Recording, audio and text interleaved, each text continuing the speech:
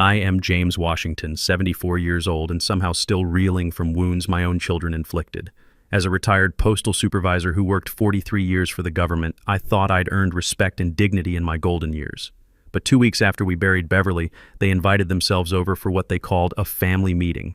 Between my untouched coffee and their rehearsed speeches, my son David leaned forward, his white wife Jennifer nodding beside him. "You know, Dad, you are lucky we even care enough to help. Pride goes a long way, but practicality pays the bills."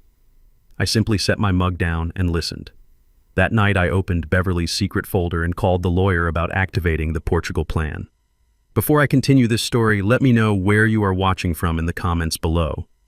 Hit like and subscribe if you have ever had to stand up to family who underestimated your worth. Growing up in Birmingham, Alabama meant survival to my generation. But inside our modest 3-bedroom house with its small front porch and Beverly's carefully tended garden was a fortress of love and planning I thought my children understood. My kitchen painted pale yellow. At Beverly's insistence, despite my preference for white, became the battleground where they tried to auction off my independence. The phone had rung at 6 that morning, David's voice carrying that restrained impatience I'd known since he was a teenager asking for gas money. Only now, at 42, he wasn't asking. "We found a buyer, Dad. This place is too much for you alone." They had already calculated my life in spreadsheets, measured my worth in square footage, decided that a black man my age couldn't possibly manage his own affairs. They assumed I carried debt like so many of our neighbors assumed Beverly's medical bills had broken us. What they didn't know was that Beverly Washington had been 10 steps ahead of them for years, and she'd taught her husband how to play chess while they were still learning checkers. "David," I said, keeping my tone even, "you've been planning this for a while." "That's called being responsible," he countered. "We can't sit around until something happens to you." I let the sentence hang there ugly and unpolished. "Until something happens to you." "Thanks for your concern," I said, my voice as flat as the morning light across the kitchen counter. "I'll think about it." "Dad," but I ended the call before he could sell me my own life in bullet points. An hour later, Jennifer's silver BMW pulled into my driveway with the precision of a surgical instrument. She stepped out carrying a leather portfolio that probably cost more than my monthly grocery bill, her blonde hair pulled back in what Beverly used to call a boardroom bun. Everything about Jennifer screamed efficiency, from her pressed slacks to her practiced smile that never quite reached her eyes. "James?" she said, letting herself in without waiting for an invitation. "I hope David didn't upset you earlier. You know how he gets when he's worried." She spread papers across my kitchen table like a general planning a siege. Legal documents, financial projections, architectural drawings. The basement apartment plan was rendered in cheerful pastels that couldn't disguise what it really was, a cell with a kitchenette. "We've designed your space," she said, pointing to the drawings with a manicured finger. "Full bathroom, separate entrance, even a little sitting area. You'd have complete privacy while still being close to family." Privacy. The word tasted like copper pennies in my mouth. "It's really quite generous." She continued, her voice taking on that particular tone white people use when they're about to tell you what's good for you. "Most people your age, especially in your circumstances, would be grateful for this kind of arrangement." Your circumstances. Not our circumstances. Mine. As if being a 74-year-old black man automatically made me a charity case. "The market analysis shows your house is worth more than you'd expect," she said, sliding another document toward me. "We could clear the contractor costs for the basement renovation and still have plenty left over for Zoe's education. It's really a win-win for everyone." Win-win. There it was again, that phrase that meant everybody wins except the person being won against. "And David mentioned the mortgage situation," she added delicately. "We understand you might be behind on payments. There's no shame in that. Medical bills can devastate even the most careful planners." Before I could correct her assumption, my daughter Keisha's Camry pulled up behind Jennifer's BMW. Keisha stepped out looking like she'd rather be anywhere else, her nurse's scrubs wrinkled from a double shift. At 40, she carried herself with the tired dignity of a single mother who'd learned to fight every battle twice. "Hey, Daddy," she said, kissing my cheek. Her embrace felt apologetic, like she was already sorry for what was coming. "Keisha," Jennifer said brightly. "Perfect timing. I was just showing your father the basement plans." Keisha glanced at the papers, then at me. Daddy, I think this might be, it could be good for you, having family close. But her voice carried no conviction, and I could see the conflict in her eyes. This was my daughter who'd worked 2 jobs to put herself through nursing school, who'd never asked me for a dime she couldn't pay back. Now she stood in my kitchen enlisted in someone else's campaign. We've all discussed it, Jennifer continued smoothly. As a family, we think it's the most practical solution for everyone involved. The word hit me like a physical blow. Family.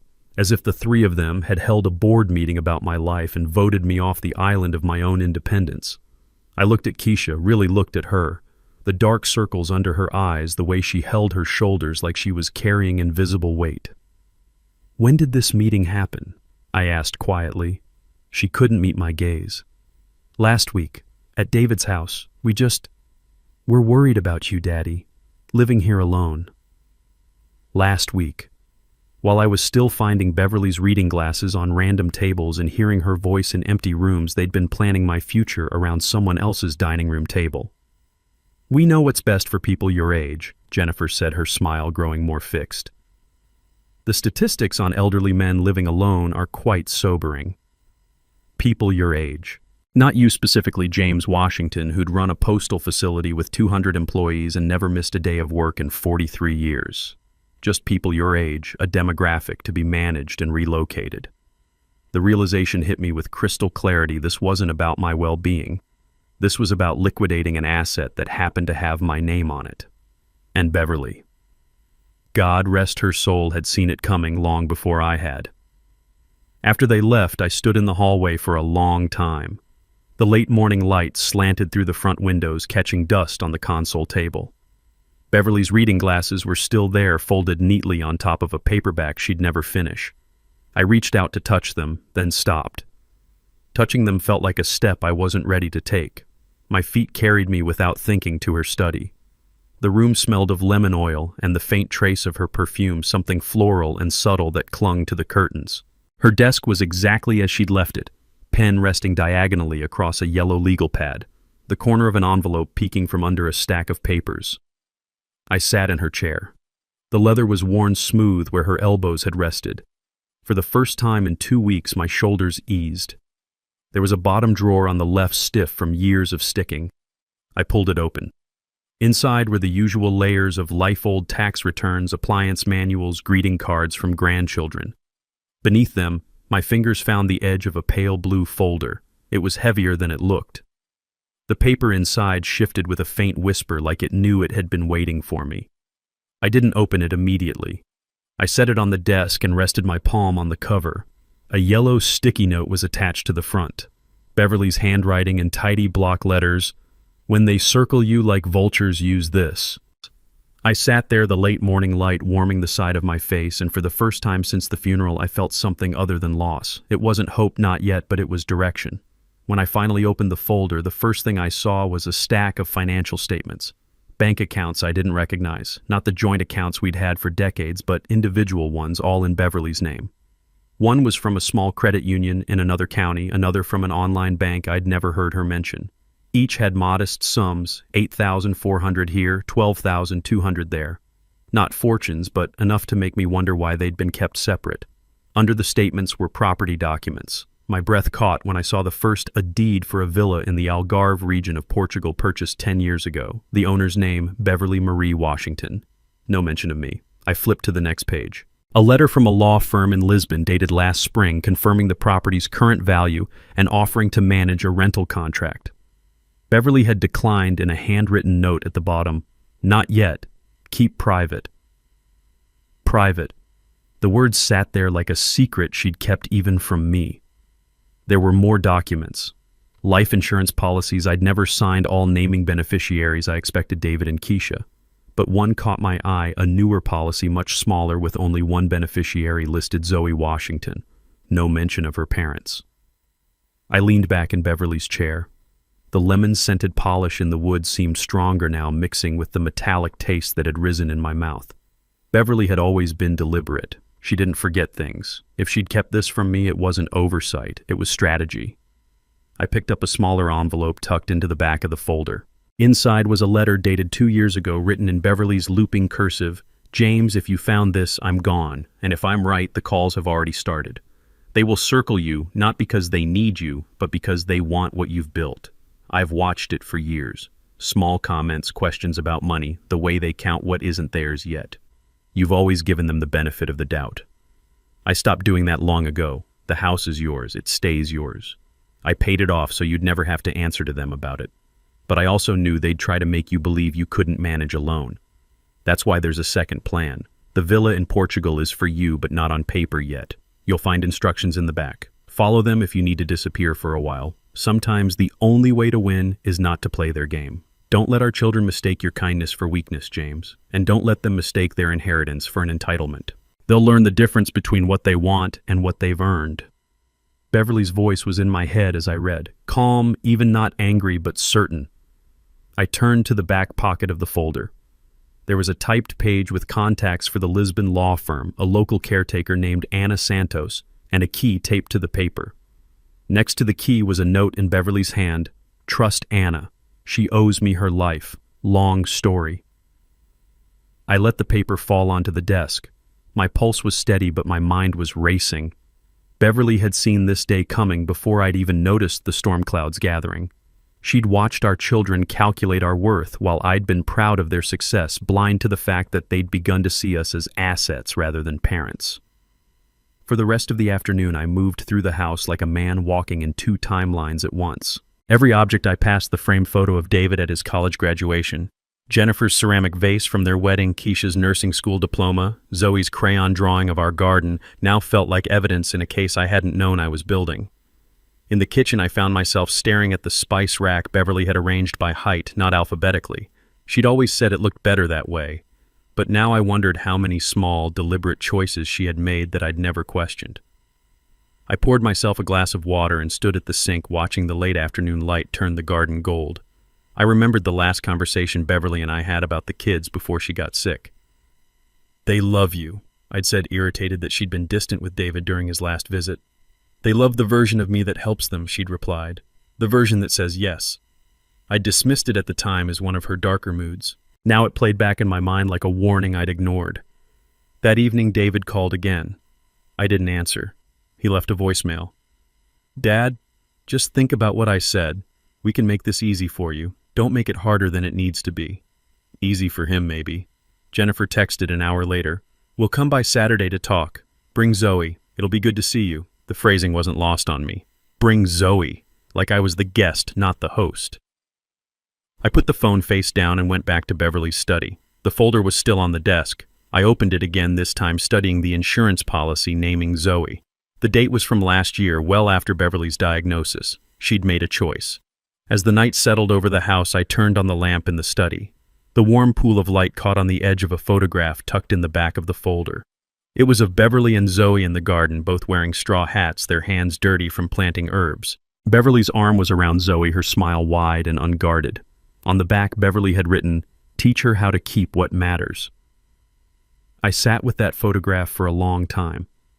The room was silent, except for the ticking of the old clock on the wall, the one Beverly insisted we keep even when it ran slow. I thought about calling Zoe, telling her everything. But Beverly's note said, "If you need to disappear, not if you need to explain." This wasn't the time to show my cards. Not yet. Near midnight, I locked the study door for the first time in years. The folder went into the bottom drawer of my desk, not Beverly's. The key to the villa went into the small safe behind the bookcase, the one no one but Beverly and I knew existed. I stood there for a moment, hand resting on the shelf, listening to the quiet house. Somewhere in the darkness, I could almost hear Beverly's voice. "You don't have to fight the way they expect." The next morning, I woke before dawn. I made coffee, drank at this time, and sat at the kitchen table with a pad of paper. I wrote 2 columns, what they know and what they don't. The first list was short. The second was longer than I expected. When the sun finally broke over the garden, I looked at the lemon tree and thought about Portugal, about Ana Santos, whoever she was, about disappearing, not out of fear but on my terms. For the first time since Beverly's funeral, I felt something sharp under the grief. Not anger exactly, but resolve. They thought I was an old man standing on the edge of a cliff waiting to be pushed. They had no idea I'd already built a bridge. Saturday came with a pale winter sun, thin and reluctant. I'd been up since 6, walking the garden paths in my coat, feeling the crunch of frost under my boots. But first, there was a call I needed to make. I picked up the phone and dialed the Lisbon number Beverly had left me. The international dial tone felt like a heartbeat in a foreign language. When the line clicked, a woman's voice answered with a slight Portuguese accent. "Hola, Ana Santos." I asked, my voice steadier than I felt. "Sim, this is Ana, who is calling, please. My name is James Washington. Beverly Washington was my wife. She told me to call you when the wolves came." There was a pause on the other end, then a sharp intake of breath. "Ah, Senor Washington. Yes, yes, Beverly told me you would call when they came for you. The wolves, she called them. Your children, yes. Yes," I said, surprised by how easily the word came out. "I have been waiting," Anna said, her English accented but precise. "Your Beverly, she was very smart woman. She knew this day would come. She prepared everything." "Anna," I said, "Beverly mentioned that you owed her your life. Can you tell me about that?" A long pause, then Anna's voice softer now. "Your wife, she saved my family. This was 15 years ago. My husband, he was good man, but not good with papers. Immigration papers very complicated. We had lawyer, but he was not honest man. He took our money, did nothing. We were going to be sent back to Portugal, my children too, even though they were born here in America." I could hear the emotion in her voice as she continued. "Beverly, she was working at the community center, then helping immigrants with English classes. When she heard our story, she became like a lion, Senor Washington. She found us new lawyer, good lawyer. She sat with us at every meeting, made sure we understood everything. She even paid the lawyer fees when we could not." "That sounds like Beverly," I said, my throat tight. "But that is not all," Anna continued. "When the immigration judge, he was being difficult. Your Beverly, she wrote letters. She called people. She fought for us like we were her own family. Because of her, my children got to stay in America, got to go to college. My daughter, she is doctor now. My son, he is teacher. All because of your Beverly." I closed my eyes, seeing Beverly in my mind, fierce and protective, fighting for people she barely knew because it was the right thing to do. "So when she came to me 2 years ago," Anna said, "when she was sick but still planning, still protecting, I told her whatever you need, Anna will do. She asked me to watch over the house in Portugal to keep it ready. She said one day, her James would need a place where the wolves could not follow." "The house is ready?" I asked. "Sempre," Anna said, "always. I check it every month. Fresh linens, everything clean. The papers, they are with the lawyer in Lisbon waiting for your signature. Your Beverly, she set up everything so you could disappear, Senor Washington, so you could have peace." I felt something shift in my chest, a weight I hadn't realized I was carrying beginning to lift. "Anna," I said, "I think it might be time." "Sim," she said, and I could hear the smile in her voice. "I will call Lisboa today. The papers will be ready when you arrive. And Senor Washington, yes. Your Beverly. She was right about the wolves, but she was also right about you. You are stronger than they think." After we hung up, I stood in Beverly's study looking out at the garden we had built together. The lemon tree needed pruning, but someone else would have to do it now. I had a plane to catch. For the first time since the funeral, I felt like I could breathe. The next morning, I didn't wait for David and Jennifer to show up with their spreadsheets and basement blueprints. I had my own appointment to keep. Peter Klein's office sat in a restored brick building downtown, the kind of place that whispered competence without shouting about it. I'd found his name in Beverly's address book, written in her careful handwriting next to a note that said, "Trusts the process, not the performance." His receptionist, a middle-aged black woman with kind eyes, offered me coffee and water. I took both out of respect for the ritual. When Peter stepped out, he was younger than I'd expected, maybe 50, with the calm demeanor of a man who'd learned that most legal problems were really people problems in disguise. "Mr. Washington," he said, extending his hand, "I'm sorry for your loss. Beverly was a remarkable woman. You knew her. She consulted with me about estate planning 3 years ago. Very thorough, very determined. She said she was preparing for a war that hadn't started yet." We sat in his conference room and I placed Beverly's blue folder on the table between us. "I think the war has started," I said. Peter opened the folder methodically, his expression growing more interested with each document. When he reached the house deed, he stopped and looked up at me. "She transferred the entire property to your sole ownership 2 years ago," he said. "Quit claim deed properly recorded, no encumbrances. Your children have no legal claim to this property." "I didn't know," I said. She was protecting you, Peter said simply. Beverly told me about your family's financial expectations. She also told me about your experiences with housing discrimination when you were younger. The memories came flooding back. 1975, trying to buy our first house, being shown properties in more suitable neighborhoods, having loan applications mysteriously delayed or denied. Beverly had been the one to research fair housing laws, to document every discriminatory practice, to fight until we got the house we wanted in the neighborhood where we planned to raise our children. She learned the system so she could beat it, Peter continued. And she taught you well enough to help me beat it now. He pulled out a legal pad and began writing. Here's what we're going to do. First, cease and desist letters to any real estate agents your children have contacted. They have no authority to list or sell your property, and continuing to do so constitutes tortious interference. They found a buyer, I said. They found disappointment, Peter replied dryly. Second, we're going to file a formal notice with the county recorder's office stating that you are the sole owner of the property and that any attempts to sell or encumber it without your explicit written consent are fraudulent. I watched him work his pen, moving with the precision of a surgeon. There's something else, I said, and told him about the conservatorship threat. Peter's expression hardened. That's a serious accusation to make without evidence. Conservatorships are meant to protect vulnerable adults, not convenient ones. Do you have any cognitive impairment, Mr. Washington? None. Any history of financial irresponsibility. 43 years of federal employment, perfect credit, no bankruptcies or major debts. Any documented medical conditions that would affect your judgment? High blood pressure controlled with medication. That's it. Peter made more notes. Then any conservatorship petition would be frivolous and possibly constitute harassment. We'll prepare a response documenting your competency and your children's financial motivations. He looked up at me, his expression serious. Mr. Washington, I've seen this pattern before. Adult children who view their parents' assets as their inheritance, who mistake their parents' kindness for incapacity. It's more common than you'd think, and it often has racial undertones. How so? The assumption that older Black Americans can't manage their own affairs, that they need their more sophisticated children to make decisions for them. I've seen it in mixed marriages, especially where the white spouse feels entitled to make decisions about Black family property. The words stung because they rang true. Jennifer's condescending tone, her casual assumption that I couldn't understand financial documents, her patronizing references to people my age.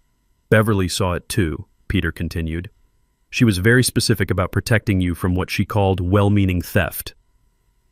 He gathered the papers and stood up. I'll have these documents prepared and filed by end of business today. The cease and desist letters will go out certified mail. Any real estate agent who continues to pursue this sale after receiving notice will face legal consequences. How long will this take? The paperwork a few hours. The psychological impact on your children, that depends on how quickly they realize you're not the pushover they thought you were. As I prepared to leave, Peter handed me his card. Mr. Washington, you built a life with Beverly that was worth protecting. Don't let anyone convince you that protecting it is selfish. Walking to my car, I felt something I hadn't experienced in weeks: control. Not the illusion of control that comes from pretending everything is fine, but the real thing. The kind that comes from having the law on your side and the will to use it. I stopped at the post office on the way home and rented a P.O. box. Small acts of independence, but independence nonetheless. By the time I got home, there was a voicemail from David. Dad, we need to talk. Jennifer heard you were meeting with lawyers. That's not necessary. We can work this out as a family. Family. The word had lost its warmth, become something they wielded like a weapon. I deleted the message and went to Beverly's study. The afternoon light was slanting through the windows, and for the first time since her funeral, the room felt peaceful instead of haunting. I opened the folder again and looked at the photograph of Beverly and Zoe in the garden. Teach her how to keep what matters, Beverly had written. The lesson was already in progress. Thursday arrived with a sky the color of wet stone. I woke knowing this would be the day everything came to a head. Sure enough, at 8:30 sharp, David called. Dad, we need to meet today. This lawyer nonsense has to stop. My house, 2 o'clock, I said. Bring whoever you want. At exactly 2, David's SUV pulled up, followed by Jennifer's BMW and a third car I didn't recognize. David got out first. his jaw set like concrete, followed by Jennifer and a man in an expensive suit who screamed lawyer from his perfect haircut to his Italian shoes. They filed into my kitchen like a tribunal. David didn't bother with pleasantries. "Dad, this is Jeff Morrison. He's been our family attorney for years." Jeff extended his hand with the calculated warmth of a man who made his living managing difficult people. "Mr. Washington, David and Jennifer have filled me in on the situation. I'm here to help mediate what seems to be a misunderstanding." "No misunderstanding," I said, staying seated at my own table. "Your clients want to sell my house without my consent." Jeff smiled the way white lawyers smile at black men they think they can handle. "I think there's been some confusion about the family's intentions. Everyone just wants what's best for you." "Everyone?" I asked. "Who is everyone?" David leaned forward. "Dad, you're not thinking clearly since Mom died. Grief can affect judgment, especially at your age." "My age," I repeated. "What about my age concerns you?" Jeff jumped in smoothly. "Mr. Washington's statistics show that elderly individuals, particularly those who've recently lost a spouse, often struggle with complex financial decisions. Your children are simply trying to protect you from potential mistakes." "Protect me," I said. "From what exactly?" "From making decisions you might regret," Jennifer said. "The house is a huge responsibility. The upkeep, the taxes, the isolation." "Isolation," I said. "Is that what we're calling independence now?" Jeff pulled out a folder. "Mr. Washington, I've taken the liberty of reviewing some publicly available information about your property. The tax burden alone represents a significant portion of your fixed income." "How would you know my income?" I asked. "Well," Jeff stammered, "David mentioned that your pension and Social Security probably don't cover all your expenses." "David mentioned," I repeated. "What else did David mention?" Jeff regained his footing. "Look, we all want the same thing here, a secure, comfortable future for you. The basement apartment plan is really quite generous." "Generous?" I said. "A basement." David's patience snapped. "Dad, stop playing games. We're trying to help you. If you won't listen to reason, we'll have to pursue other options." "What options?" "Legal guardianship," Jeff said smoothly. "It's a common solution when elderly individuals can't manage their affairs properly." The words hung in the air like smoke from a house fire. I looked at my son, this man I'd raised, who was now threatening to have me declared incompetent so he could control my property. "You'd really do that?" I asked quietly. "Only if you force us to," David said. "Dad, you're living in the past. This house is too much for you. You need help making rational decisions." "Rational decisions," I said. I reached into my shirt pocket and pulled out my phone, setting it on the table. The red recording dot was clearly visible. The room went silent. "You've been recording us," Jennifer gasped. "I've been preserving conversations," I said calmly. "For my protection." Jeff's professional composure cracked. "Mr. Washington, in this state, recording conversations without consent is legal," I interrupted. "When one party to the conversation consents, I consent to recording my own conversations in my own home." I looked directly at David. "You just threatened to have me declared incompetent so you could control my property. That threat is now preserved on multiple devices backed up to cloud storage and will be part of my defense when you try to follow through." David's face had gone pale. "Dad, I didn't mean—" "You meant exactly what you said," I said. "Jeff, as an officer of the court, you just participated in what sounds like a conspiracy to defraud an elderly person of their property rights. How do you think that will play before a judge?" Jeff stood up abruptly. "I think this meeting is over." "I think you're right," I said. "David, Jennifer, I want you to listen very carefully. I am not selling my house. I am not moving into your basement.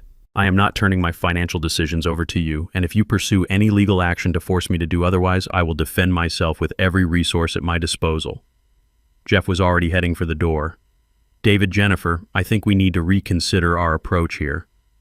"Our approach?" David asked. "There is no our anymore," Jeff said firmly. "I can't represent you in a conservatorship proceeding against someone who's clearly competent and has documented your threats. That's career suicide." As they filed out, Jennifer turned back one last time. James, please don't make this harder than it has to be. I'm not making it anything, I said. You are. After they left, I sat in my kitchen for a long time looking at the phone on the table. The recording had stopped automatically, but the damage was done. In 10 minutes, they'd destroyed whatever illusion of family unity we'd been maintaining. But for the first time since Beverly's funeral, I felt like myself again. Not the grieving widower they wanted to manage, but James Washington, the man who'd fought housing discrimination and workplace racism and every other challenge life had thrown at him. Beverly had been right about the wolves, but she'd also been right about me. That evening, I knew there was one more conversation I needed to have, and it couldn't wait. I sat at my kitchen table with my phone looking at Zoe's contact information. It was time she knew the truth about everything, including some truths I suspected would surprise her. I dialed her number. She answered on the second ring, her voice bright with the energy of a 19-year-old who still believed the world was fundamentally fair. Grandpa, I was just thinking about you. Mom said you guys had some kind of family meeting today. We did, I said. Zoe, I need to ask you something, and I want you to be honest with me. Okay, she said, and I could hear her settling into a quieter space. The money I've been sending you for college. $500 a month for the past 2 years. You've been getting it right. Silence, not the comfortable kind. Grandpa, what money? My heart sank into my stomach. Zoe, I've been sending you $500 every month since your sophomore year started. Direct deposit to your checking account. She started, then stopped. I get deposits, but Mom told me those were from her and Dad. She said they were struggling to help me working extra hours, making sacrifices. I closed my eyes. Beverly had been right about everything. Grandpa, are you saying those deposits are from you? Every one, I said quietly. $12,000 over 2 years. I could hear her breathing change, becoming shallower. But Mom said, she said they were barely making ends meet helping me. She said I should be grateful because they were choosing my education over their own comfort. Your mother and father aren't paying for your college, Zoe, I am. The line went quiet for so long I thought we'd been disconnected. Zoe, I'm here, she whispered. I don't understand. Why would they lie? Because in our family pride is complicated, I said. Your mother grew up watching her parents struggle, watching other families struggle. She learned that asking for help was weakness, that being the helper was strength. She wanted you to see her as the strong one. But it's not their money, Zoe said, her voice getting smaller. No, it's not. And they know exactly where every dollar comes from. I heard her start to cry, not the dramatic sobs of teenage heartbreak, but the quiet tears that come when the world shifts under your feet. Grandpa, I wrote them thank you cards. I told all my friends how amazing my parents were working so hard for my education. I felt guilty every time I bought something that wasn't absolutely necessary. I know, sweetheart. How long has this been going on? Just the college money. I hesitated, then decided she deserved the whole truth. Your mother has been managing my financial help to the family for years. When you needed your wisdom teeth out, when your dad's business had that rough patch, when your car broke down. I've been helping, but they've been taking credit. Oh my God, she breathed. That's why they're so mad about the house thing. They're used to having access to your money. Smart girl. Beverly's granddaughter through and through. There's something else you need to understand, Zoe. In Black families, especially families like ours, who came from nothing money and help come with complicated feelings. Your parents aren't bad people, but they've confused being proud with being honest. What do you mean? Your mother learned from her mother that accepting help was shameful, that it meant you'd failed somehow, but giving help that made you powerful, worthy of respect. So when I help, she needs to believe she's the one really helping. That's messed up, Zoe said bluntly. It's human, I said, but it's also wrong, especially when it involves lying to you. Grandpa, what about my dad? Does he know? Your father has always known exactly where the money comes from, but it's easier for him to let your mother handle the narrative, especially when that narrative makes them look good. Zoe was quiet for a long time. When she finally spoke, her voice was different, older. That's why they want to sell your house. They think your money belongs to them. Part of it, yes.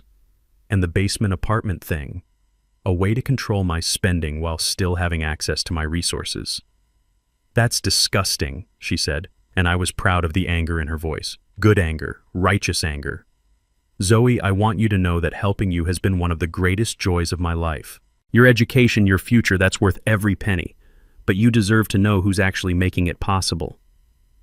Grandpa. Yes, sweetheart. I'm coming home this weekend, and I'm going to have some words with my parents. You don't have to. Yes, I do. They let me feel guilty for using money that wasn't even theirs. They let me write thank you notes for sacrifices they never made. That's not just lying to me that's making me complicit in the lie. After we hung up, I sat in my kitchen feeling something I hadn't expected: relief. Not just because Zoe knew the truth, but because she understood what the truth meant. She wasn't just angry about the deception. She was angry about being made to participate in it. Beverly would have been proud. We'd raised a granddaughter who recognized manipulation when she saw it, even when it came wrapped in family loyalty. The phone rang 20 minutes later. Keisha. Daddy, Zoe called me crying. What did you say to her? I told her the truth about who's been paying for her college. Silence. Keisha, did you really think I wouldn't tell her eventually? I hoped we could work this out as a family without involving her. You involved her the day you decided to take credit for my support. It wasn't like that, she said, but her voice lacked conviction. What was it like then? Another long pause.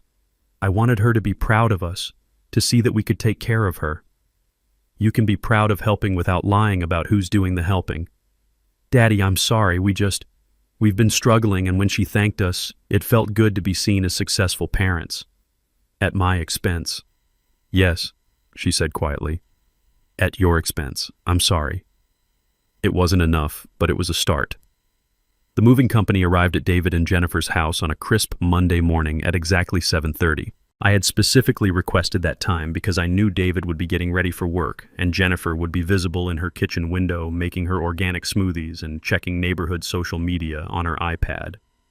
Rodriguez, the crew chief, was a man who understood the power of precise timing. You sure about this address? He'd asked when I hired him. Very sure, I'd said. And make sure they sign for everything. I watched from my car parked 3 blocks away as the white moving truck rumbled down their manicured street. In Oakwood Heights, moving trucks were events. Neighbors appeared at windows, dog walkers slowed their pace. Joggers found sudden reasons to stretch on nearby sidewalks. The crew began unloading boxes with methodical efficiency. Each box was labeled in my careful handwriting, David Washington, personal items, from James Washington. The specificity was intentional. No room for confusion about who was sending what to whom. David's high school football trophies came off the truck, first gleaming plastic figures that had once meant everything to a 17-year-old boy who believed success was measured in touchdowns and scholarship offers. Behind them, his Letterman jacket still wrapped in the dry cleaning plastic from 1998, never worn after graduation because adult David was embarrassed by teenage David's achievements. The neighbors were definitely watching now. Mrs. Patterson from next door had abandoned all pretense and stood openly on her porch with her coffee mug. The Hendersons across the street had their blinds cracked just enough to observe the proceedings. In a neighborhood where image was currency, a moving truck at 7:30 in the morning was a scandal begging for explanation. Jennifer's wedding china came next, the elaborate place settings she'd insisted on registering for but had never used because she was always worried about chips and stains. 12 place settings for a woman who rarely entertained more than her book club, and even then preferred disposable plates for convenience. The crew chief rang the doorbell with the patient professionalism of a man who'd delivered difficult news before. Through my car window, I could see David answer in his bathrobe, hair still messy from sleep. Even from 3 blocks away, his body language screamed confusion and mounting embarrassment. A typed note was taped to each box. Identical messages in my formal business correspondence style. David and Jennifer, these items have been stored in my house for over 20 years. As you are now interested in managing property and belongings, I thought you should manage your own first. All items are in the same condition as when you left them. Please acknowledge receipt. James Washington. The beauty of the gesture wasn't in its cruelty but in its absolute reasonableness. I wasn't stealing from them or damaging their property. I was simply returning what was already theirs, forcing them to confront the difference between ownership and storage, between responsibility and convenience. David came outside in his bathrobe and slippers, probably hoping to minimize the spectacle. Too late. The Hendersons' teenage son was now openly recording with his phone from their front yard, probably already uploading to TikTok with hashtags about family drama in suburbia. Jennifer appeared in designer pajamas that probably cost more than most people's weekly grocery budget, her blonde hair perfect even at 7:30 in the morning. She surveyed the boxes with the expression of someone who just discovered termites in her foundation. The crew chief extended his clipboard for signatures. David signed with the mechanical movements of a man in shock. Jennifer stood beside him, arms crossed, clearly calculating the social damage. How do you explain to neighbors that your elderly father-in-law has just publicly returned your childhood memorabilia? What narrative makes you the victim in that scenario? By the time the truck pulled away, at least 6 neighbors had found reasons to be outside. Dog walking, jogging, checking mailboxes, watering plants that didn't need watering. The kind of audience you never want when your family business becomes street theater. My phone rang as I drove home. "What the hell was that supposed to accomplish?" David demanded. "Property management," I said calmly. "You're so concerned about managing mine, I thought you should practice with your own. You humiliated us in front of the entire neighborhood. I returned your belongings to your house. How is that humiliating? You know exactly what you did." "I do," I said. "The question is, do you—" Jennifer grabbed the phone. "James, this was petty and cruel. What will people think?" "They'll think your father-in-law cleaned out some storage space," I said, "unless you tell them otherwise, but then you'd have to explain why you're upset about getting your own things back." The line went quiet. The trap was perfect in its simplicity. Complaining about the gesture meant admitting they viewed my house as their personal storage facility, that they'd never intended to actually claim responsibility for their abandoned possessions. "This doesn't change anything," David said when he got the phone back. "We still think selling is the best option." "You're welcome to think whatever you want," I said. "From your own house, with your own things." I hung up and drove home, past the garden Beverly and I had built, past the lemon tree that still needed pruning, past the life I'd protected with nothing more than a moving truck and perfect timing. Sometimes the most devastating attacks are the ones that look like kindness from the outside. Let the neighbors wonder why successful David and Jennifer Washington were so upset about receiving boxes of their own belongings from a thoughtful father-in-law. The answer to that question would tell them everything they needed to know about who my children had become. David arrived at my house 40 minutes after the moving truck had left his. His BMW screeched into my driveway with the dramatic flair of a man who'd temporarily forgotten he lived in a neighborhood with a homeowners association. Jennifer followed in her car, mascara streaked down her cheeks like war paint smeared by defeat. They didn't knock. David used the spare key he'd never returned from helping Beverly during her treatments, barging into my kitchen like he was conducting a raid. "What kind of sick game are you playing?" he shouted, his face red with a mixture of rage and public humiliation. Jennifer collapsed into one of my kitchen chairs, sobbing into her hands. "The neighbors, James. Everyone was watching. Mrs. Patterson asked if we were having financial troubles." "Are you?" I asked, mildly, staying seated at my table with Beverly's blue folder open in front of me. "That's not the point." David slammed his palm on the table, making Beverly's coffee mug jump. "You made us look like freeloaders in front of the entire neighborhood. Did I return your property to your house like a considerate father-in-law?" "You know exactly what you did," Jennifer said through her tears. "You humiliated us, made us look like we've been using you." "Have you been using me?" The question hung in the air like smoke. David's mouth opened and closed without sound. Jennifer's crying intensified. "That's what I thought," I said quietly. "Now sit down, both of you. It's time you learned about the rest of your inheritance." Something in my tone made David finally take a seat. I pulled out the document I'd been saving for this moment, the second property deed Beverly had filed just 6 months before her death. "Your mother was a smart woman," I began. "Smarter than any of us gave her credit for. She saw this day coming years ago, watched you both calculating what you'd inherit while she was still breathing." I slid the deed across the table. "This house and the 2 acres of land it sits on are no longer mine to sell." David grabbed the paper, his eyes scanning frantically. "What is this? A conservation trust, I said. Filed with the county 6 months before your mother died. The property is permanently protected from development or sale. It will be maintained as a family homestead in perpetuity. That's impossible, Jennifer said, wiping her eyes. We checked the public records. You checked the records you knew to look for, I corrected. Your mother was very careful about timing and filing procedures. David's face was turning an alarming shade of purple. You can't just give away our inheritance. I didn't give away anything, I said calmly. Your grandmother did, and she didn't give it away, she preserved it for the right person. I pulled out another document. Zoe Washington is listed as the sole beneficiary and future trustee of the Washington Family Conservation Trust. She'll inherit not just this house, but the responsibility to maintain it for future generations. The silence that followed was profound. I could hear the kitchen clock ticking, the refrigerator humming, a dog barking somewhere down the street. Zoe, Jennifer whispered. But she's just a child. She's 19, I said. Old enough to vote, old enough to serve in the military, old enough to understand the difference between inheritance and entitlement. David found his voice. This is insane. You're cutting us out completely. I'm not cutting anyone out, I said. Your grandmother made these decisions before she died based on what she observed about your character. She believed Zoe would be a better steward of this property than either of you. Based on what? Jennifer demanded.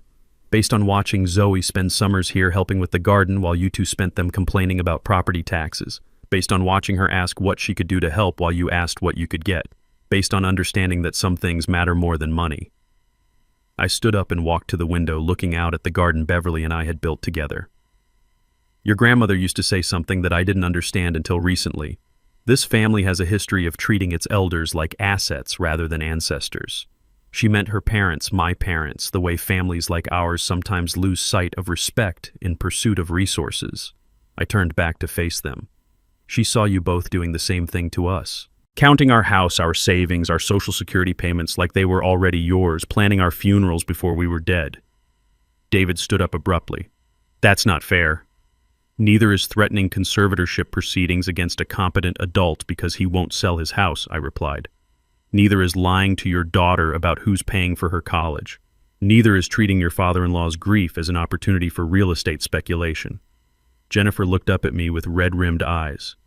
So that's it. 20 years of marriage into this family and we get nothing. You get what you've earned, I said, which is a very expensive lesson about the difference between family and opportunity. I walked back to the table and closed Beverly's folder. The trust is irrevocable. The property cannot be sold, cannot be mortgaged, cannot be developed. Zoe will inherit it when she turns 25, along with enough money to maintain it properly. What money? David asked suspiciously. The money your mother saved from all those mortgage payments we supposedly couldn't afford, I said. Turns out when you pay off your house early and invest the payment money for 6 years, it grows quite substantially. I looked at both of them, these people who had been part of my family for so long I'd forgotten they'd never really understood what family meant. You can contest the trust if you want, I said. But I should warn you, your mother anticipated that too. She left very detailed documentation about your financial expectations, your attempts to pressure her into home equity loans, your suggestions about maximizing our assets. David deflated like a punctured balloon. Jennifer just stared at the table. There's one more thing, I said gently. The trust has a provision that if anyone contests it or attempts to pressure Zoe into selling, they're permanently barred from the property. That includes visits, holidays, family gatherings. Your mother wanted to make sure Zoe could make her own choices without interference. I walked to the front door and held it open. I think we're done here. As they walked past me, Jennifer turned back one last time. James, please. We're family. Family, I said quietly, doesn't threaten to have you declared incompetent so they can steal your house? After they left, I stood in my kitchen for a long time looking at the space where Beverly's folder had been. The house felt different now, not empty but clear, like weather moving through after a storm. I picked up my phone and called Zoe. Grandpa, how did it go? Your grandmother's plan worked perfectly, I said. What happens now? I looked out at the garden, at the lemon tree that still needed pruning, at the rosemary bush Beverly had planted the year Zoe was born. Now, I said, you come home and I teach you how to take care of what matters. 3 days later, I stood in my bedroom with a single suitcase open on the bed, looking at the clothes that would carry me into my new life. 2 weeks worth of shirts, pants, underwear, socks, the shaving kit Beverly had given me for our 20th anniversary because she loved the smell of sandalwood. One photograph, Beverly and me at Myrtle Beach in 1987, both of us laughing at something I couldn't remember but could still feel. I'd called Anna the night before. "I'm ready," I'd told her. "Sempre," she'd replied, "always. The house has been waiting." My ticket was for Thursday morning. One way to Faro with a connection through Newark. I'd used Beverly's travel fund card, the one she'd labeled for when we dare. Funny how daring looked so much like running away until you realized you were running towards something instead. I was folding my last shirt when I heard the front door open. Keys in the lock, footsteps that belonged to someone who still believed she had the right to come and go as she pleased. "Grandpa," Zoe's voice carried through the house, tentative but determined. I found her in the kitchen, standing next to a duffel bag that looked like it had been packed in a hurry. Her hair was pulled back in a messy ponytail, and she wore the expression of someone who'd made a decision that scared and excited her in equal measure. "Going somewhere?" I asked. "With you," she said simply. "If you'll have me." I sat down at the kitchen table, suddenly feeling every one of my 74 years. "Sweetheart, this isn't a vacation. I'm not coming back." "I know." She sat across from me, her hands folded like she was praying or preparing for battle. "Grandpa, I've been thinking about what Grandma wrote in that note, about teaching me how to keep what matters. And I can't learn that from my parents. They've spent my whole life teaching me that what matters is what other people think, what makes you look successful, what keeps you comfortable." Her voice grew stronger with each word. But Grandma knew different. She knew that what matters is what you protect, what you build, what you pass on. I looked at this girl, this young woman who carried Beverly's eyes and her own fierce intelligence. "What about college?"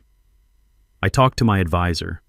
I can take a gap year, maybe transfer to a Portuguese university, learn the language, help you settle in, figure out what I actually want to study instead of what everyone expects me to study." "Your parents will never forgive me." Zoe's laugh was sharp, bitter in a way that made me sad for what my children had taught her.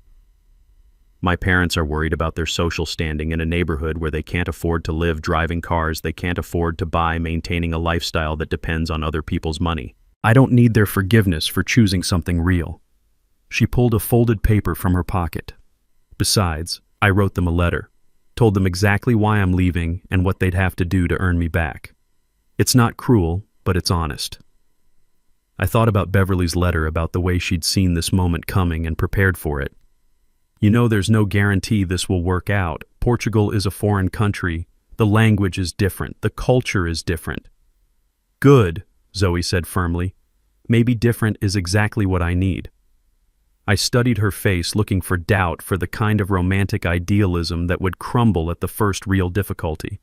Instead, I saw something that reminded me of Beverly at 19, fierce and uncompromising and absolutely certain about what mattered.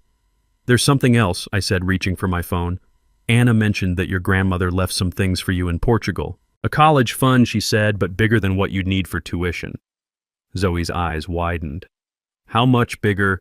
I don't know, but knowing your grandmother big enough to give you real choices about your future."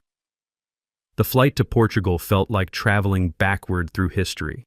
For 4 generations, my family had been part of the Great Migration, moving north from Alabama to find work and dignity and space to breathe. Now here I was, James Washington's great-grandson, moving in the opposite direction, not running from oppression, but toward possibility. Zoe slept for most of the flight, her head on my shoulder, looking younger than her 19 years.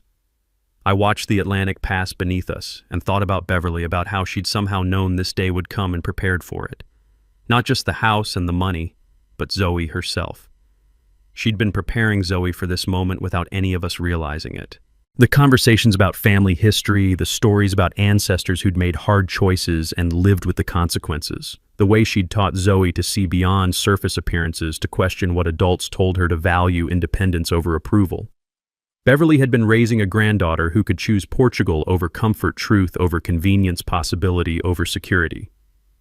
When we landed in Faro, Anna was waiting with a sign that read, "Washington Family," in her careful handwriting. She looked exactly as I'd imagined, compact, competent, with the kind of smile that reached her eyes and meant what it promised.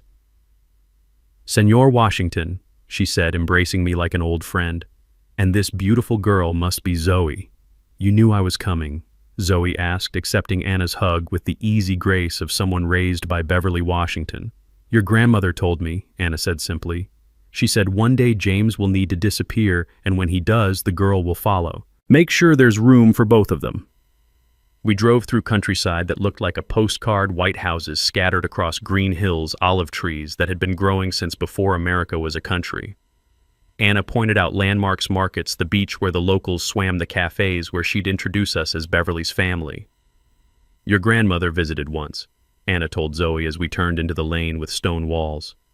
2 years ago, when she was sick but still fighting. She stood in the garden behind the house and said, "This is where James will remember how to breathe, and where Zoe will learn who she really is." The house appeared around a curve, white walls and blue shutters and red tiles that had weathered 100 Portuguese storms. Bougainvillea spilled over the garden walls like purple celebration. "Home," Anna said simply. I looked at Zoe, at the wonder in her eyes, as she took in this place her grandmother had chosen for us. "What do you think?" "I think," Zoe said slowly, "Grandma knew exactly what she was doing." That night, after Anna had left us with fresh linens and a bowl of lemons, and promises to return in the morning, Zoe and I sat on the terrace watching the Mediterranean turn from blue to black. "Grandpa," she said, "do you think they'll try to find us?" "Eventually," I said. "But by then, we'll be ready." "Ready for what?" I thought about Beverly's letter, about the conservation trust, about the college fund waiting in a Portuguese bank, about all the ways she'd prepared for this moment without any of us understanding what she was building. Ready to show them the difference between a family that owns you and a family that frees you. Zoe leaned against my shoulder the way she had on the airplane, and I felt something I hadn't experienced since Beverly died, the future opening up instead of closing down. Tomorrow we would start learning Portuguese. Tomorrow we would explore the village, meet the neighbors, begin the work of building a life that belonged to us instead of to other people's expectations. But tonight we sat in the warm Portuguese air and listened to the sea, 2 generations of the Washington family finally free to find out who we were when nobody was keeping score. The house was everything Anna had promised, and more than Beverly's letters had prepared me for. White walls that caught the morning light and held at gently blue shutters that looked like they'd been painted by someone who understood the difference between decoration and invitation. The red tile roof had weathered storms and seasons with the dignity of something built to last. Inside, the floors were cool terracotta that felt honest under my feet. The living room opened to views of olive groves that rolled down toward the Mediterranean, and I could see why Beverly had chosen this place. It demanded nothing but presence. "Your Beverly came here during her treatments," Anna said as she showed us through the rooms. 3 times she told no one. She would sit on the terrace for hours planning. Zoe ran her fingers along the built-in bookshelves already filled with volumes in Portuguese and English. "Planning what?" "Planning you," Anna said simply. "Both of you." She knew this day would come. The kitchen was small but complete with copper pots that gleamed like promises and a window that framed the lemon tree in the garden. Anna had stocked the refrigerator with basics: bread, cheese, fruit, wine that she assured me was gentle enough for afternoon drinking. "There is something else," Anna said, reaching into her bag. She pulled out an envelope, cream-colored and heavy, with Zoe's name written in Beverly's unmistakable handwriting. "She gave this to me 2 years ago, said to give it to the girl only when she was here in this house ready to listen." Zoe took the envelope with the reverence of someone handling sacred text. "Should I read it now?" "That is for you to decide," Anna said. "But I think your grandmother would want you to read it where she wrote it." She led us to a small desk by the window, positioned so the writer could look out at the garden while working. The wood was worn smooth in places, and I could imagine Beverly sitting there during her secret visits, planning our escape. Zoe sat at the desk and opened the envelope. Her eyes moved across the page, and I watched her expression change from curiosity to recognition to something deeper. When she finished, she looked up at me with tears in her eyes. "She knew," Zoe said quietly. "She knew exactly what they would do, exactly how I would feel, exactly what I would need to hear." "What does it say?" I asked. Zoe cleared her throat and read, "My dearest Zoe, if you are reading this, it means your grandfather has done something very brave and you have been brave enough to follow him. It means you have chosen truth over comfort, possibility over security, love over obligation. Your parents are not bad people, but they have confused loving you with controlling you, confused providing for you with taking credit for provisions they did not make. They love your potential more than they love your person, and that kind of love always comes with strings attached. I have watched 4 generations of our family struggle with the same pattern. Children who see their parents as resources rather than people. Parents who mistake their children's success for their own worth. Families that keep score instead of keeping faith. You have the chance to break that pattern, not just for yourself, but for the children you might have someday, for the family you might build. That is why your grandfather's money is in the bank in Lisbon, why this house is here waiting, why Anna has become part of our family. Some people will tell you that family means accepting whatever treatment people give you because you share blood. That is not family. That is captivity with a prettier name. Real family means people who love you enough to let you disappoint them, who support your dreams even when they don't understand them, who celebrate your independence instead of trying to control it.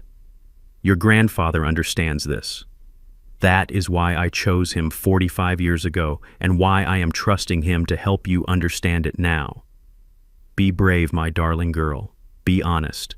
Be free. And remember that the best way to honor the people who came before you is to become the person they hoped you could be, not the person they tried to make you be."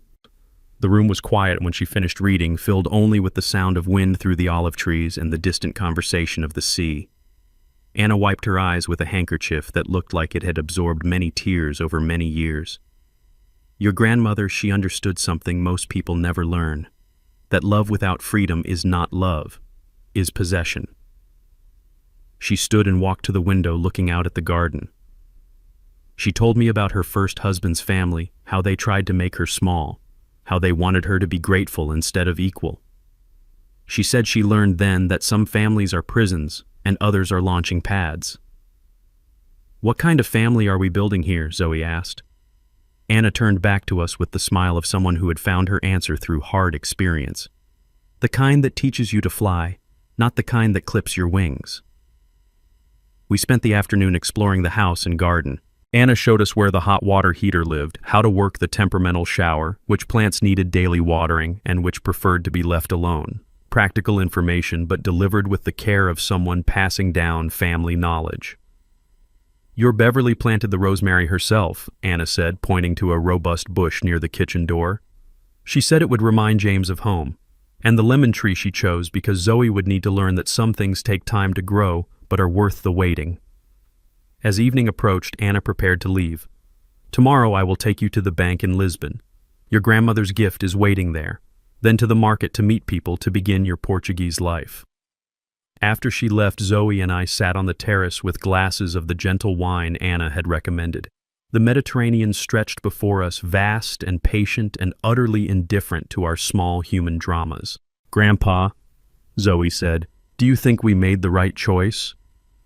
I thought about my house in America, about the garden Beverly and I had built, about the life we'd constructed with such care only to watch our children try to auction it off piece by piece. "I think," I said finally, "that your grandmother spent 2 years preparing for this moment. She bought this house, learned Portuguese law, befriended Anna, set up bank accounts, and wrote letters we're still finding. If Beverly Washington thought this was the right choice, then it was the right choice." Zoe leaned back in her chair and looked up at stars that seemed brighter here than they ever had in America. "I want to learn Portuguese," she said. "I want to understand Anna when she talks to her neighbors. I want to know the names of these flowers, the history of this place, the stories that made Beverly fall in love with it." "We have time," I said. "That's the gift she gave us. Time to figure out who we are when we're not performing for people who've already decided what we should be." As night settled over the White House with blue shutters, I felt something I hadn't experienced since Beverly died, the future opening up instead of closing down. Tomorrow we would begin the work of building a life that belonged to us, guided by the wisdom of a woman who had loved us enough to set us free. Within 2 months, Zoe was dreaming in Portuguese. I watched her transformation with the amazement of someone witnessing a butterfly emerge from its chrysalis. She'd wake up each morning and walk to the village bakery chatting with Senora Martinez about her grandchildren, discussing weather patterns with old Manuel, who tended the olive groves, bargaining playfully with the fishmonger who brought his catch-up from the coast. "Bom dia, Senor Washington," the neighbors would call to me as I followed my granddaughter through the narrow streets. "Good morning, Mr. Washington." They'd known us for 8 weeks, but in a village where some families had lived for 8 centuries, that was enough time to be accepted. Anna had introduced us properly, which in a Portuguese village means explaining not just who you are, but why you belong. "This is Beverly's husband and granddaughter," she would say. Beverly was the American woman who helped my family stay together. Now they are our family too. It was a simple equation that transcended nationality and language. Beverly had helped Anna, therefore we were welcome. In a culture that valued loyalty and gratitude, that was passport enough. Zoe threw herself into community life with the enthusiasm of someone discovering she had talents she didn't know existed. She helped Anna's daughter Sophia with English tutoring for local children. She organized a weekly conversation group where Portuguese speakers could practice English while she practiced Portuguese. She even convinced the village priest to let her help with the church's outreach to African immigrants, using her grandfather's experiences to build bridges across cultural divides. "Your granddaughter has a gift," Anna told me one evening as we watched Zoe mediate a heated discussion between 2 village women about water rights. "She sees connections where other people see only differences." It was true. Zoe had inherited Beverly's ability to find common ground in disputed territory, to translate not just language, but intent to build understanding where others saw only conflict. One afternoon, while helping Anna organize her late husband's papers, I discovered something that explained Beverly's connection to this place more fully. Hidden in a folder marked "Important Documents" were college transcripts for Sofia Santos and her brother Miguel. Both had attended university in Lisbon. Both had graduated with honors. Both had their tuition payments traced back to an American benefactor, Beverly Marie Washington. "She never told you," Anna said when I confronted her with the documents. "Your wife, she paid for my children's education. All of it. University books, living expenses. 8 years of payments, never missed one." I sat heavily in Anna's kitchen chair, overwhelmed by another layer of Beverly's secret generosity. "Why didn't she tell me?" "Because she knew you would worry about the money. You were saving for your own grandchild's education. Beverly, she found other ways to help my family without taking from yours." "Other ways?" Anna smiled with the fondness of someone remembering a dear friend's harmless deception. "Your wife, she was very good at finding extra work. Translating documents, tutoring immigrant children, helping people fill out government forms. She told you it was volunteer work." "It was volunteer work. But volunteer work that paid. She would take no money for helping people, but she would let them pay for her children to go to school in Portugal." "Very clever woman, your Beverly." That evening I told Zoe about her grandmother's hidden scholarship program. She listened with the intensity of someone receiving religious instruction. "So Grandma didn't just save Anna's family from deportation," Zoe said. "She invested in their future." "For 15 years, I confirmed. "Sophia is a doctor now, Miguel is a teacher, both because your grandmother saw potential where others saw only problems." Zoe was quiet for a long time, staring out at the Mediterranean as it caught the last light of day. When she finally spoke, her voice carried a new certainty. "Grandpa, I know what I want to study." "Portuguese literature," I guessed. "International law," she said. "Immigration law specifically. I want to do what Grandma did, but bigger. I want to help families stay together, legally, help people navigate systems that are designed to exclude them, help communities integrate without losing their identity." I looked at my granddaughter and saw Beverly's vision finally coming into focus. Not just the escape plan, not just the financial security, but the purpose. Beverly had brought us here not just to hide from our family's greed, but to show Zoe what generosity looked like when it was practiced as a way of life rather than a tax deduction. "There's a good law program in Lisbon," Anna said the next day when Zoe told her about her decision. "Sophia knows the professors there, she could make introductions. And my Portuguese is getting good enough for university classes," Zoe added. "I've been reading legal documents with the priest. He says I have a natural talent for understanding complex language." I watched my granddaughter plan her future with the confidence of someone who had finally found her calling, and I understood what Beverly had been building all along. Not just financial security, but moral purpose. Not just a escape route, but a launching pad. That night, Zoe called her parents. I listened from the kitchen as she explained her decision in Portuguese accented English, her voice calm and certain. "I'm studying international law at the University of Lisbon," she told them. "Grandpa is helping me apply, and Anna's daughter is helping me prepare for the entrance exams." I couldn't hear their response, but Zoe's reply was clear. "No, I don't need your permission. And no, I don't need your money. Grandma took care of everything." When she hung up, she found me in the kitchen preparing dinner. "They're not happy," she said simply. "Are you—" She considered the question seriously, the way Beverly had taught her to consider all important questions. "I'm not happy the way they want me to be happy," she said finally. "But I'm happy the way Grandma wanted me to be happy. The way that comes from knowing you're building something that matters." That I realized was the difference between the family we'd left and the family we were building. One measured happiness by compliance, the other by contribution. One valued comfort, the other valued character. Beverly had known which kind of family Zoe needed to become the person she was meant to be. 6 months into our Portuguese adventure, my phone rang with a video call from a number I recognized but hadn't heard from in weeks. Keisha's face appeared on the screen, and I could see immediately that something had changed. She looked tired, but it was the clean exhaustion of someone doing hard work rather than the brittle fatigue of someone avoiding it. "Daddy," she said, and her voice carried none of the defensive edge I'd grown accustomed to. "Can we talk?"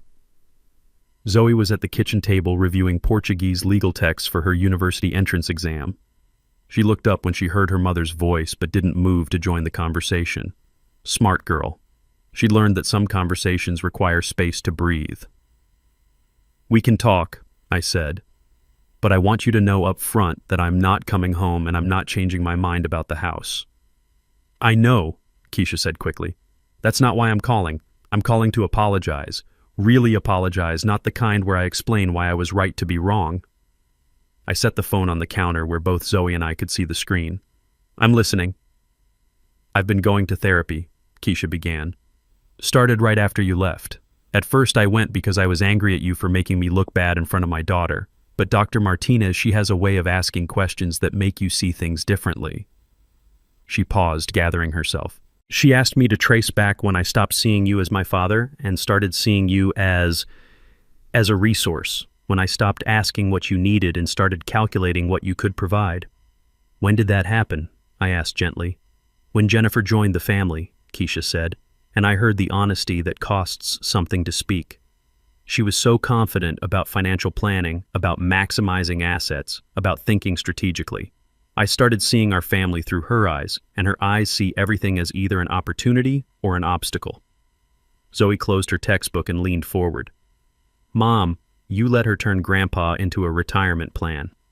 "I did," Keisha agreed, and the simple admission carried more weight than any elaborate explanation could have. "And I let her turn you into a justification for it. Every time we took credit for Grandpa's help, we were teaching you that love means taking credit for other people's generosity." I watched my daughter's face on the small screen and saw something I hadn't seen since she was a child. Genuine remorse without the performance of it. "What do you want from me, Keisha?" I asked. "Permission to earn you back," she said. "Not forgiveness because I haven't earned that yet, but permission to try." I looked at Zoe, who nodded almost imperceptibly. "What does earning look like?" "Honesty," Keisha said. "With you, with Zoe, with myself. I told Dr. Martinez everything.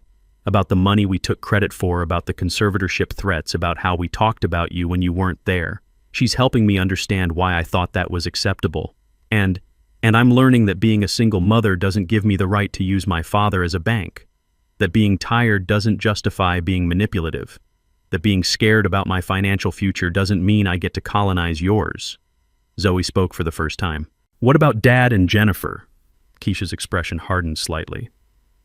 "Your father is angry that his inheritance evaporated. Jennifer is angry that her social standing took a hit when the neighbors figured out why you two disappeared. They're not ready for therapy. They're still convinced that they were trying to help and you two were ungrateful.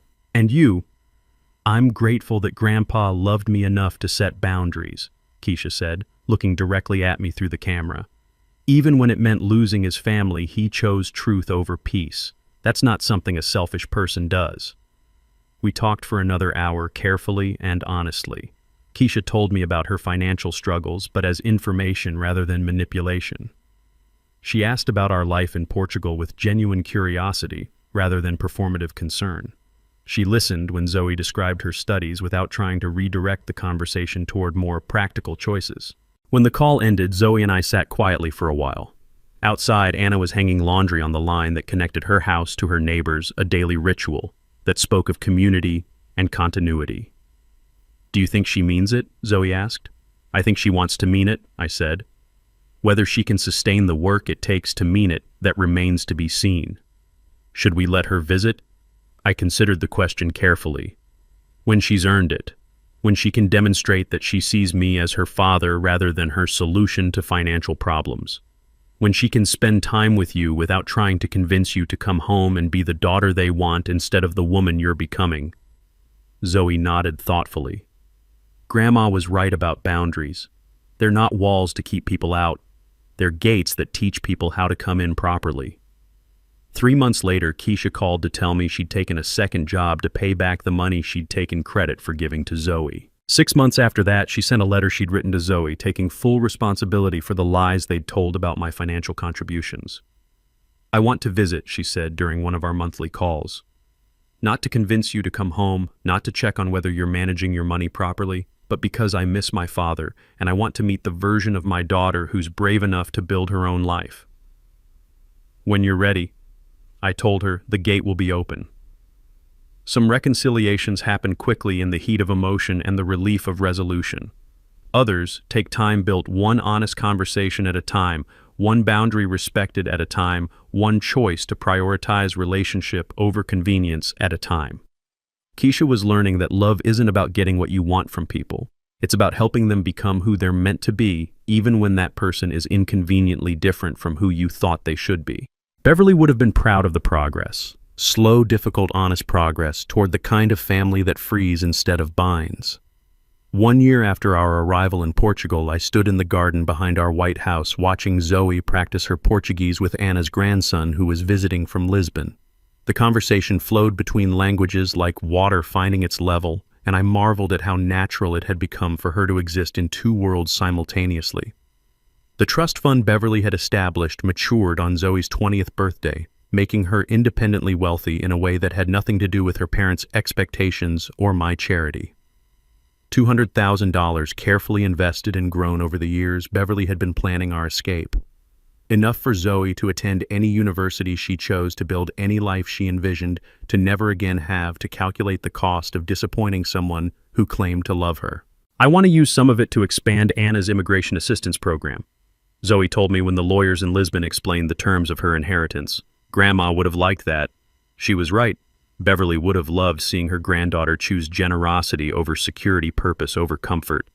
Keisha had visited twice now, carefully and respectfully, staying in a small hotel in the village rather than assuming she could occupy our space. The conversations were still tender, still careful, but they were real in a way that our old family dynamics had never allowed.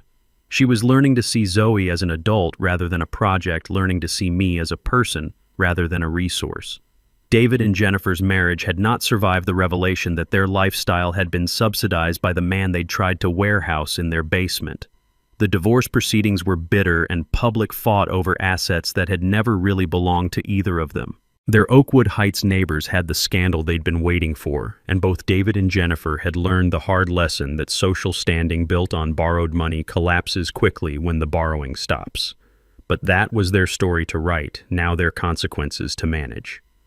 I had taught them what I could about dignity and respect and the difference between love and ownership. Whether they chose to learn those lessons was no longer my responsibility. In the evening, Zoe and I would sit on our terrace with glasses of wine and Portuguese cheese, watching the Mediterranean hold the last light of day. These conversations had become my graduate course in parenting, teaching me things I wished I'd understood when my own children were young. The difference between helping and enabling, I told her one night, is whether your help makes someone stronger or more dependent. The difference between love and control, she replied, is whether you celebrate someone's independence or try to prevent it. We had both learned Beverly's final lesson, that the greatest gift you can give someone is the strength to live without you and the wisdom to choose to be with you anyway. As the Portuguese stars appeared overhead, I thought about the man I'd been a year ago standing in an American kitchen while his children auctioned off his dignity. That man felt like a stranger, now someone I'd once known but had outgrown. Beverly had known this day would come. She'd known that sometimes the only way to save a family is to leave it, that sometimes the only way to teach love is to withhold it until it's offered freely, that sometimes the greatest act of faith is trusting people you've raised to find their own way back to the values you tried to teach them. Zoe fell asleep reading legal texts in Portuguese, and I covered her with the blanket Beverly had brought from America during one of her secret visits.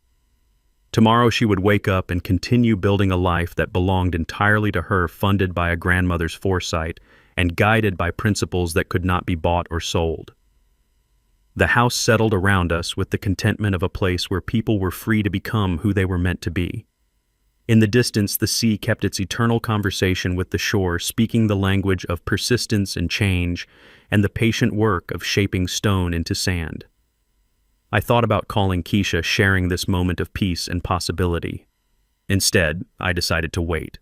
Some gifts are best received when they're not expected, when they arrive as surprise rather than obligation. The last light faded from the Mediterranean, and I went inside to prepare for sleep. Tomorrow would bring new Portuguese words to learn new legal concepts, for Zoe to master new ways of understanding what it means to build a family based on choice rather than circumstance. Beverly's plan had worked perfectly. She'd given us not just financial security, but moral clarity, not just a place to hide, but a reason to hope. In teaching us how to leave, she'd taught us how to love. In setting us free, she'd shown us how to build something worth protecting. The White House with blue shutters held us safely through another night, and I fell asleep to the sound of the sea, grateful for the woman who'd loved us enough to prepare us for a life she would never see, but had made possible anyway. True family wealth isn't measured in property or inheritance, but in dignity, respect, and the wisdom to know the difference between love and manipulation. Beverly Washington understood that sometimes the greatest gift you can give your loved ones is the strength to stand alone when necessary. She taught that elder wisdom comes not from accommodating disrespect, but from setting boundaries that protect both your legacy and the character of those who would inherit it. The real inheritance she left wasn't money or property, but the example that self-respect is never too expensive, and family love should never require you to make yourself smaller to make others comfortable. Before you go, ask yourself this question: are the people in your life loving who you are or loving what you can do for them? If this story inspired you to evaluate your own family dynamics, subscribe for more stories about courage, boundaries, and the difference between helping and enabling.